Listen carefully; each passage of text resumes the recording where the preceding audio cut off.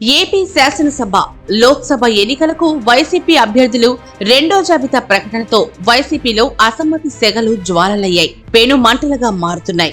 అసలు జగన్ తీరేంటో, ఉద్దేశమేంటో పార్టీ నేతలకి అర్థం కావడం లేదు. వీర విధేయులను కూడా తిరగబడేలా చేసుకుని జగన్ ఏం సాధిద్దామనుకుంటున్నారు అంటూ వైసీపీలోనే పెద్ద ఎత్తున చర్చ మొదలవుతోంది.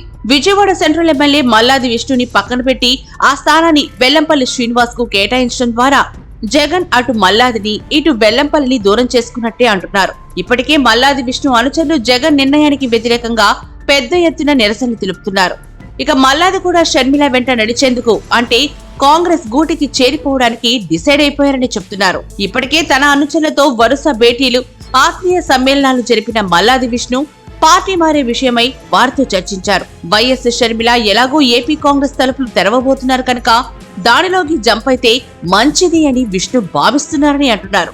ఎన్నికలకు ఎక్కువ సమయం లేదు కనుక ముందొచ్చిన వారికి ముందు సీటు అన్నట్లుగా ఇప్పటికే మంగళగిరి ఎమ్మెల్యే ఆళ్ల రామకృష్ణారెడ్డి తన దారిని ప్రకటించేశారు. ఇప్పుడు మల్లాది విష్ణు అదే దారిలో నడవడానికి డిసైడ్ అయిపోయారు.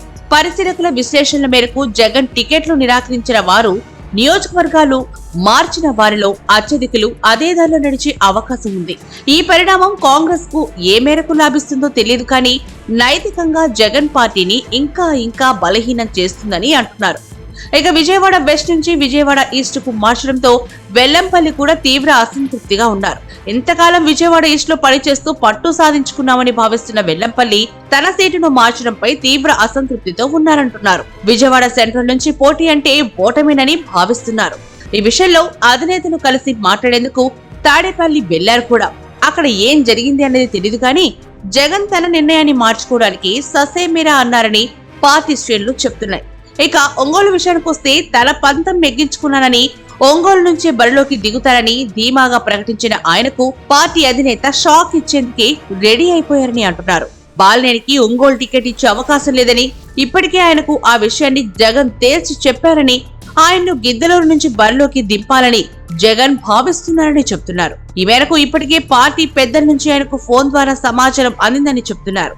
అయితే బాలినేని మాత్రం సీటు మారడం కాదు, పార్టీయే మారుతానని వారికి తెగేసి చెప్పినట్లు వైసీపీ వర్గాల సమాచారం. ఇక ఒంగోలు నుంచైతే సిద్ధ రాఘవర కుమారుడు సుధీర్ని బరిలోకి దింపాలన్నది జగన్ యోచనగా చెప్తున్నారు. అదేవిధంగా మరో మంత్రి చెల్లుబోయినకు కూడా జగన్ షాక్ ఇచ్చేశారు.